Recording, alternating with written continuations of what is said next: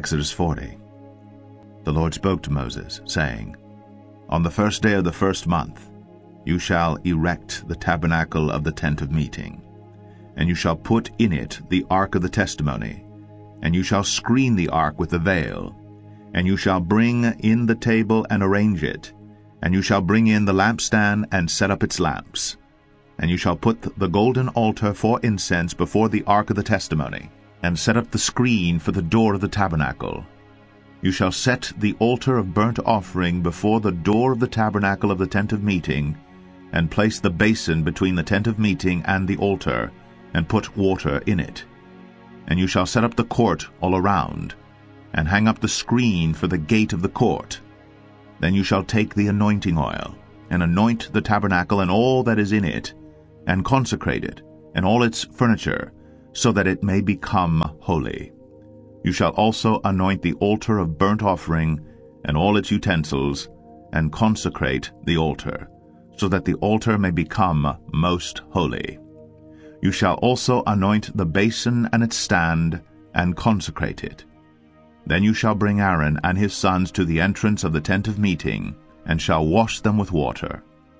And put on Aaron the holy garments, and you shall anoint him and consecrate him, that he may serve me as priest. You shall bring his sons also, and put coats on them, and anoint them, as you anointed their father, that they may serve me as priests. And their anointing shall admit them to a perpetual priesthood throughout their generations. This Moses did. According to all that the Lord commanded him, so he did. In the first month, in the second year, on the first day of the month, the tabernacle was erected. Moses erected the tabernacle, he laid its bases, and set up its frames, and put in its poles, and raised up its pillars. And he spread the tent over the tabernacle, and put the covering of the tent over it, as the Lord had commanded Moses. He took the testimony, and put it into the ark, and put the poles on the ark, and set the mercy seat above on the ark. And he brought the ark into the tabernacle, and set up the veil of the screen, and screened the ark of the testimony, as the Lord had commanded Moses. He put the table in the tent of meeting, on the north side of the tabernacle outside the veil, and arranged the bread on it before the Lord, as the Lord had commanded Moses. He put the lampstand in the tent of meeting, opposite the table on the south side of the tabernacle, and set up the lamps before the Lord, as the Lord had commanded Moses. He put the golden altar in the tent of meeting before the veil, and burned fragrant incense on it, as the Lord had commanded Moses.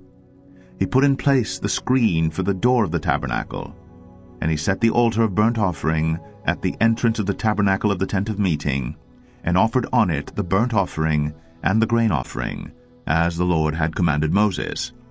He set the basin between the tent of meeting and the altar, and put water in it for washing, with which Moses and Aaron and his sons washed their hands and their feet, when they went into the tent of meeting, and when they approached the altar, they washed, as the Lord commanded Moses.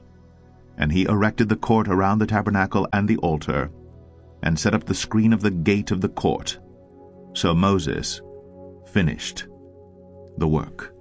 Then the cloud covered the tent of meeting, and the glory of the Lord filled the tabernacle. And Moses was not able to enter the tent of meeting, because the cloud settled on it, and the glory of the Lord filled the tabernacle.